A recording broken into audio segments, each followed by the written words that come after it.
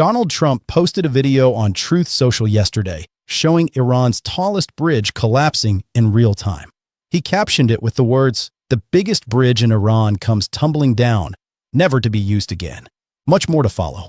Then he added, in capital letters, that it is time for Iran to make a deal before there is nothing left. Hours before the strike, he had warned publicly that bridges would be next, followed by electric power plants. He said the American military had not even started destroying what is left in Iran. And then, as if to prove the words were not a bluff, the bombs fell. The B-1 bridge connecting Tehran to the western city of Karaj was hit with a wave of strikes. 8 people were killed. 95 were wounded, many of them civilians who had gathered underneath the bridge and along the riverbank to celebrate Nature Day, a national holiday. And then, according to Iranian state media, a second strike hit the same location while rescue crews were on the scene pulling survivors from the wreckage. I want you to sit with that for a moment. Not the geopolitics, not the strategy, the image. Rescue workers arriving at a bombed bridge to help the wounded and then being bombed again.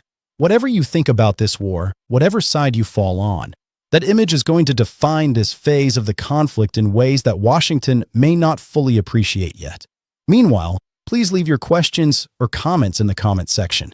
I will answer each one individually as time permits.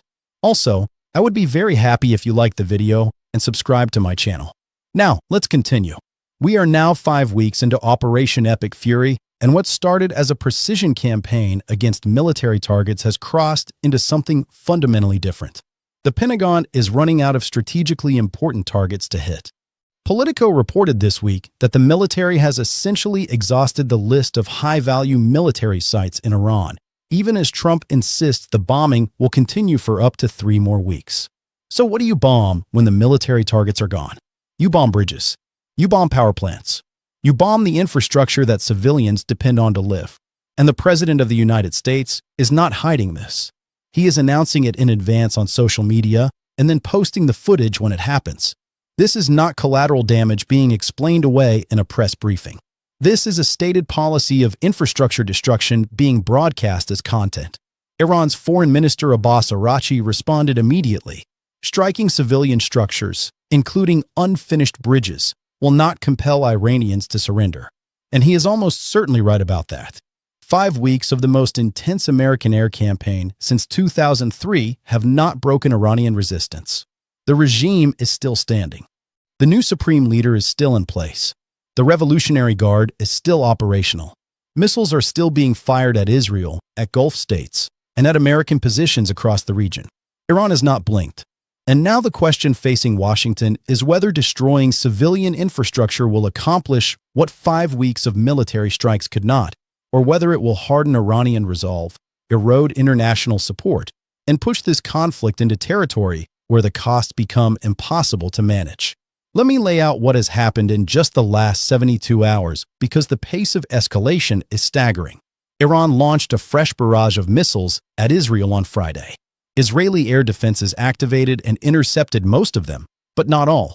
Israeli emergency services reported damage to houses and cars from an unintercepted cluster munition. A train station in Tel Aviv was hit by shrapnel.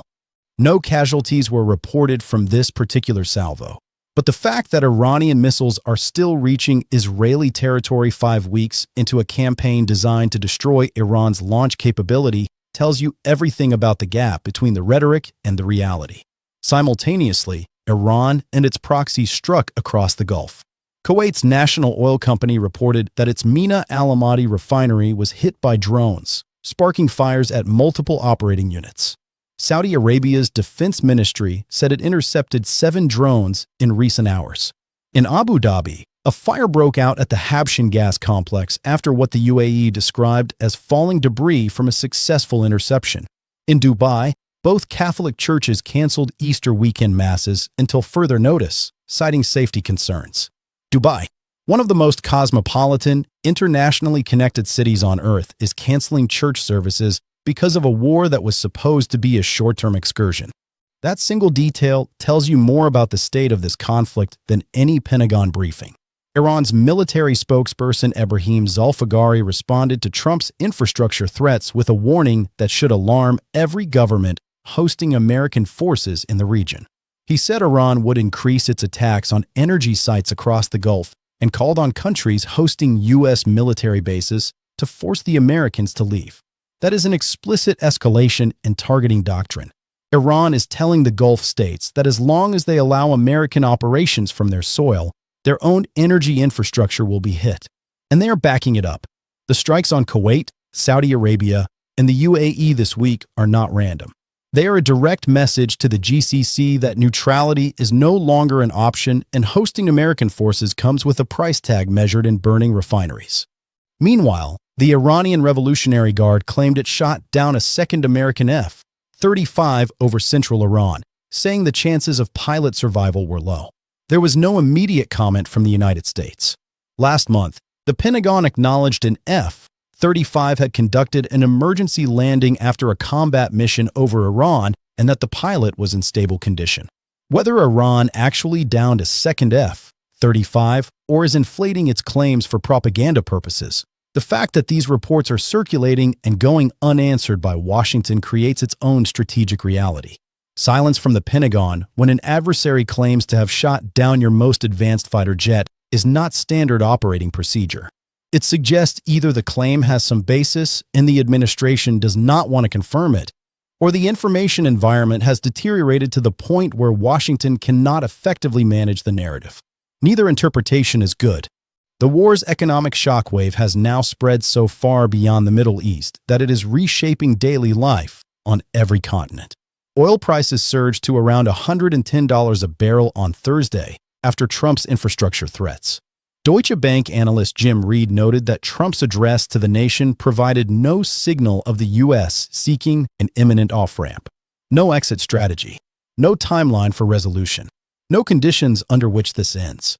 Just a promise of 2 to 3 more weeks of escalating strikes against a country that is still firing back. Egypt has ordered shops, restaurants, and malls to close at 9 in the evening on weekdays to reduce energy consumption as electricity costs have more than doubled because of the war. Australia's government is telling motorists to fill up at city gas stations before driving to rural areas over the Easter holiday, because regional towns are facing fuel shortages. Japanese airlines are considering fuel surcharges on every ticket. New Zealand reported that electric vehicle sales tripled in March as consumers sprint away from fossil fuel dependency. The economic consequences of this war are no longer abstract projections in analyst reports. They are showing up in closing times for Egyptian restaurants, fuel warnings for Australian road trips, and tripled EV sales in New Zealand. The war is in everyone's life now, whether they are paying attention to it or not. And inside the administration, the cracks are becoming visible. Attorney General Pam Bondi was fired on Friday, following last month's ouster of Homeland Security Secretary Kristi Noem. Defense Secretary Pete Hegseth removed Army Chief of Staff Randy George. The Atlantic reported this week that active discussions are underway about removing several more senior officials, including FBI Director Kash Patel, Army Secretary Daniel Driscoll, and Labor Secretary Lori Chavez-DeRemer. The report noted that Trump had historically been reluctant to fire senior aides, viewing it as yielding to pressure. But declining public support since the war began has apparently changed that calculation. One person close to the White House told The Atlantic that Trump was encouraged by the reaction to Noem's removal and became more willing to proceed with additional firings. This is a wartime administration conducting a purge of its own senior leadership 5 weeks into a conflict with no end date. That is not the behavior of a government confident in its direction. That is the behavior of a government looking for people to blame as the situation deteriorates. Now, zoom out and consider where all of these threads converge. The stated American objective was to destroy Iran's nuclear program, degrade its military capability, and remove the threat it poses to Israel and the region. 5 weeks in, the nuclear sites have been struck, but the program's full elimination has not been confirmed. The military has been degraded, but not defeated. Iran is still launching missiles, still operating drones, still striking energy infrastructure across the Gulf, and still effectively closing the Strait of Hormuz. The regime has not collapsed. The population has not risen up. And the campaign has now shifted from military targets to civilian infrastructure, a shift that historically signals not that a war is being won, but that the original objectives are proving unachievable through the original means. The 1949 Geneva Conventions prohibit attacks on objects indispensable to the survival of civilian populations. Bridges and power plants fall squarely into that category. Trump is not merely ordering these strikes. He is announcing them in advance on social media, posting video of the destruction, and framing it as leverage in a negotiation. Whether this constitutes a violation of international humanitarian law is a question that legal scholars and international courts will wrestle with for years. But the political consequences are more immediate.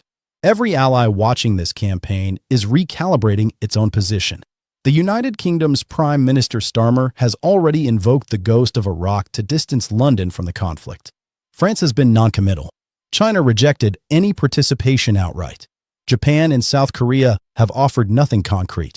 The coalition Trump tried to assemble to reopen the strait never materialized, and the infrastructure targeting is going to make it even harder to build international support for the American position. Perhaps the most significant signal this week came not from a government, but from a former one. Mohammad Javad Zarif, who served as Iran's foreign minister from 2013 to 2021, published a piece in Foreign Affairs arguing that Tehran should use its current leverage not to keep fighting, but to declare victory and make a deal. He proposed that Iran offer to curb its nuclear program and reopen the Strait of Hormuz in exchange for sanctions relief. That is a former senior Iranian official publicly outlining terms for a negotiated resolution in one of the most prestigious policy journals in the West. It is a signal, and it is aimed at Washington as much as it is aimed at Tehran.